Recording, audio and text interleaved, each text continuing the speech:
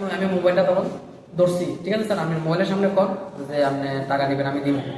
তখন যখন আমি মোবাইলটা ধরছি, মোবাইলটা রেকর্ডিং করতে সুস্থ হয়েছে, মোবাইলটা আমার থেকে হাতে হাতে হয়ে গেছে। তখন তারা তো তারে গাড়ি উঠে লইয়া যাবো যে থানাতে দিব।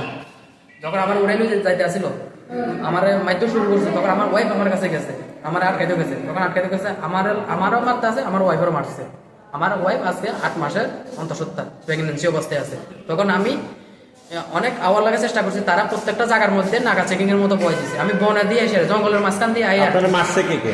আমাকে মারছে উত্তম ফরেস্টার, তারপরে যাই হচ্ছে সূর্য ফরেস্টার, আর হচ্ছে বিকাশ ফরেস্টার। এখন আপনার মিসেস কোথায় আছে? আমার মিসেস প্রথম নিয়ানগর নিয়েছে, নিয়ানগর থেকে বিলোনিয়া রেফার দিছে, বিলোনিয়ার থেকে শান্তির বাজার রেফার দিছে। মানে উনি অবস্থা অবস্থা খুবই সিরিয়াস।